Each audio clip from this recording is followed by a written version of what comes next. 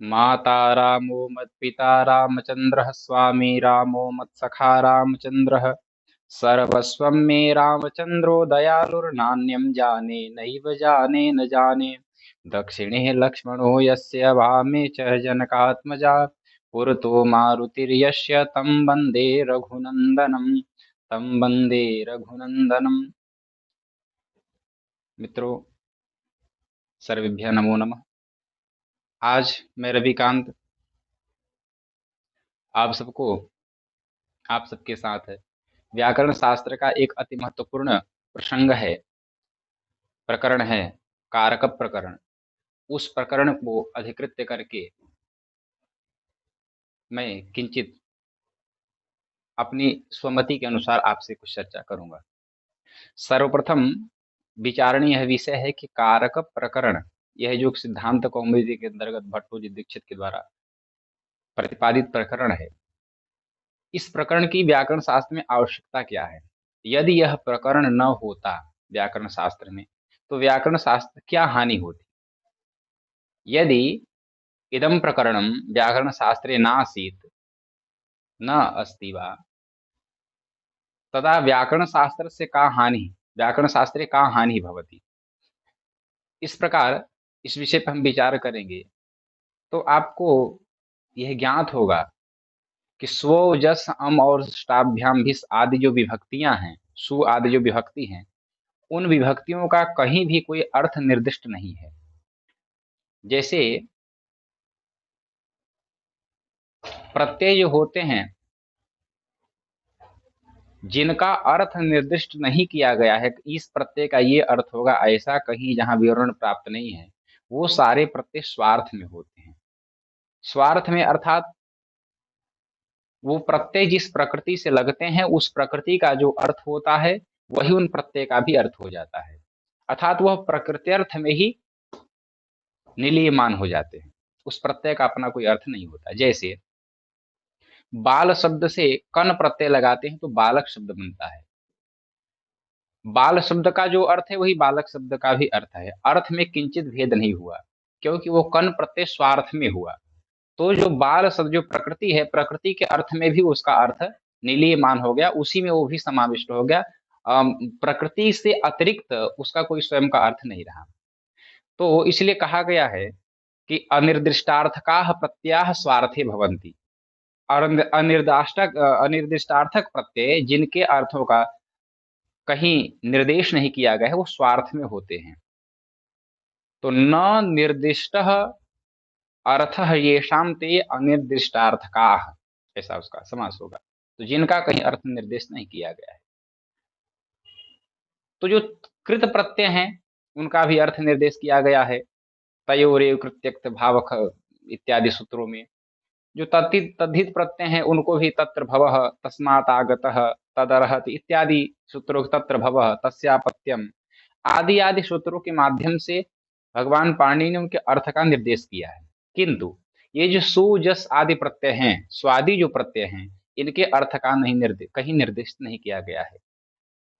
तो उन्हीं विभक्तियों के अर्थ को बतलाने के लिए कारक प्रकरण की भूमिका भगवान पाणिनि के द्वारा अथवा सिद्धांत कौमुदी में भट्टोजी दीक्षित के द्वारा बनाया गया।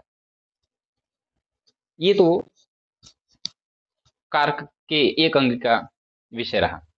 द्वितीय विषय यह है कि कहीं कहीं केषुचित् पुस्तकेषु अयम् इदं प्रकरणस्य नाम कारक प्रकरणम् अस्ति, केषुचित् पुस्तकेषु अयः इदं प्रकरणस्य नाम विभक्त्यर्थ प्रकरणम् अस्ति। यथा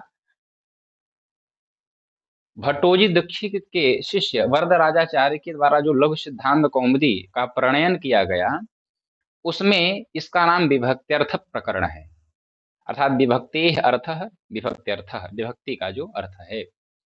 तो इस प्रकार से विभक्ति और कारक का जो संबंध है, ये कह सकते हैं कि कारक उन विभक्तियों के अर्थ है, कारक उन विभक्तियों के अर्थ है।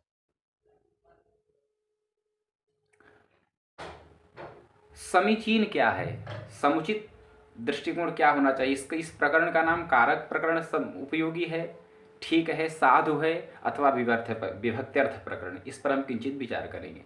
तो यदि हम इस प्रकरण का नाम कारक प्रकरण रखते हैं तो भी प्रतिपत्ति क्या होती है? हमने प्रतिज्ञा किया अथ कारक प्रकरण, हम प्रतिज्ञा करते हैं कारक की और उसमें अकारक का भी निरूपण हो जाता है। जैसे षष्ठी, ये संबंध एक कारक नहीं है और हमने कहा हम कारक का निरूपण करने जा रहे हैं, उसमें अकारक का भी निरूपण कर दिए तो इससे प्रतिज्ञा हानि हो गई और यूं ही प्रतिज्ञा हानि हो गई तो शीर्षक अव्यवस्थित हो गया। तो इसलिए कारक प्रकरण उपयोगी, अधिक उपयोगी सिद्ध नहीं होता है।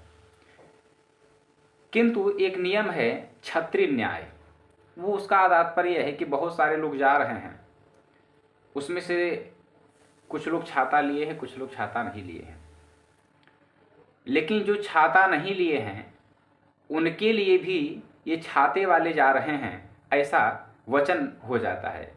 जबकि अगर 8 लोग जा रहे हैं, उनमें से 4 लोग छाता लिए हैं, 5 लोग छाता नहीं, 5 लोग छाता लिए हैं, 2 लोग छाता नहीं लिए हैं, फिर भी उनको, क्योंकि बाहुल्येन व्यपदेशा भवन्ति, ऐसा नियम है कि बाहुल्यता का ही व्यपदेश होता है, कथन होता है।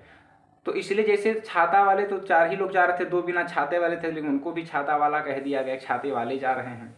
उसी प्रकार से इस कारक प्रकरण के निरूपण में अगर एक आध अकारक की प्रसंग प्राप्त एक आदि कारक की भी चर्चा हो जाती है तो उससे हानि नहीं होनी चाहिए, एक पक्ष रहा।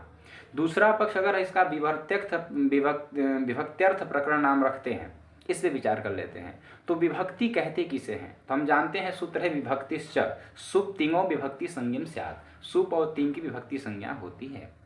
तो हमने तो इसका नाम विभक्त्यर्थ प्रकरण रख दिया और विभक्ति सुप और तिंग है, लेकिन इसमें कोई सुप की चर्चा होती है, तिंग की चर्चा नहीं होती है, इसलिए यहाँ भी प्रतिज्ञा हानि हो गई। किंतु अगर निष्कर्ष पे हम विचार करें तो विभक्त्यर्थ प्रकरण यह अधिक समुचित लगता है। क्यों? क्योंकि सुप के निरूपण से तिंग गतार्थ हो जाता है। जैसे हमने कहा रामः, तो सामान्य जो तिंग है उनका निरूपण हो जाता है कि रामः का अन्वय गच्छत के ही साथ हो सकता है। तो रामः गच्छति, रामः खादति, रामः पठति इत्यादि प्रकार का समन्वय हो जाता है। इस प्रकार से विभक्त्यर्थ प्रकरण अधिक समुचित है। तो आज कारक को लेकर के, विभक्ति को लेकर मैंने एक छोटा सा वीडियो बनाया और सबको अच्छा लगे ऐसा उम्मीद करता हूँ। बहुत बहुत धन्यवाद। नारायण।